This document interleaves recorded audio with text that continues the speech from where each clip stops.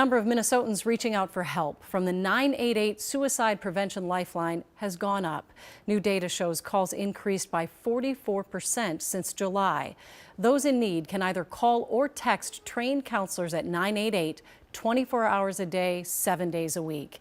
Those staggering numbers come as a new kind of first responder team was introduced this afternoon. Now, when you call 911 in Brooklyn Park, it doesn't necessarily mean a police officer will respond.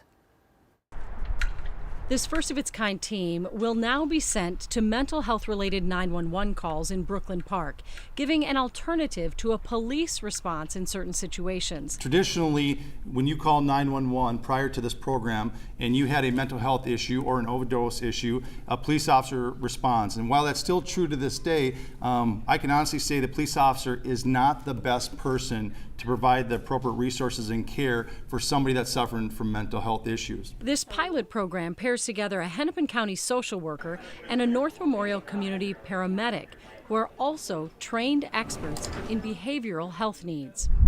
This alternative response team will be dispatched to various mental health calls, things like welfare checks, substance abuse concerns, or social service needs. They could also be called in tandem with police or fire crews.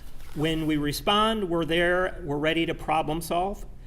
We talk to callers and other people on the scene to find out what their needs are and how we can best offer support. The idea was born from talks between Hennepin County, mental health providers, advocates, and those who have experienced mental health crises. Here's the reality: the mental health crisis in our state isn't a result of one thing.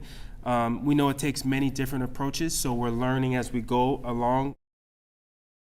Well, right now, the alternative response team is only available from 9 to 5 Monday through Friday, but the ultimate goal is to make these teams a full-time option, and not just in Brooklyn Park, but across the Twin Cities.